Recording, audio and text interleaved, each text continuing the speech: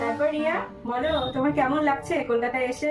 তুমি যাই বলো না কেন, তোমাদের এখানে আমার মোটেও ভালো লাগছে না। এখানে শুধু বড় বড় ঘর, তার থেকে ভালো আমাদের গ্রামেই শান্তি আছে। আর এখানে সারা দিন রাত শুধু বাড়ি ঘরে কিছু মিছিল, আমার একটু মোটেও ভালো লাগছে না এখানে। আর এখানকার ব্রিটিশদের যা জামা কাপড় এগুলোর জন্য বাকি জ্বলে যায়। বাবা গো বাবা, বুড়া বুড়া আড্ডা আমরা মেয়েগুলো এইটুকু জামা। আরে রিয়া, এটা কলকাতা রে, হায় ভগবান। আজকে তোমাকে শপিং মলে নিয়ে যাবো, আরো কত কি দেখবে। রে বাবা, আবার মর সেটা তো আমরা সকালে মাঠে যেয়ে বলে আসি। দূর পাগল, আমি শপিং মলের কথা বলছি। দূর বাবা, সেইটা আবার কোথায় গো? সে তুমি গিয়ে দেখবে। আগে বলো কি খাবে সকালে, নান নাকি লুচি? ওইসব মুচি টুচি খাবো না গো, তুমি বরং দুটো চপ আনি দাও, পেঁয়াজ দিয়ে মুড়ি দিয়ে দোমারি মারি তারপর দেখা যাবে না, কি বলো? এখানে চপ মুড়ি? डिप्रेशन। আচ্ছা ঠিক আছে, দাঁড়াও তোমার দাদাকে বলছি। রিয়া শোনো না, ভাবছি আজকে একটা মুভি দেখতে যাবো, তুমি না চলো না আমাদের সাথে?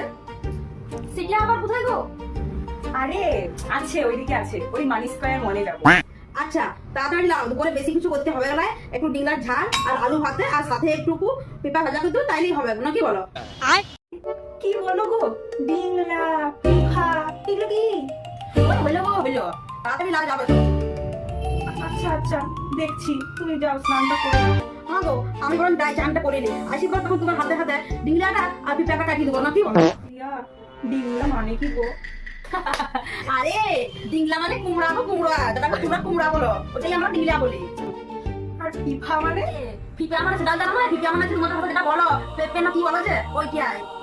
বাপরে বাপ, বাপুরের ভাষা বুঝতেই তোমার দিন শেষ।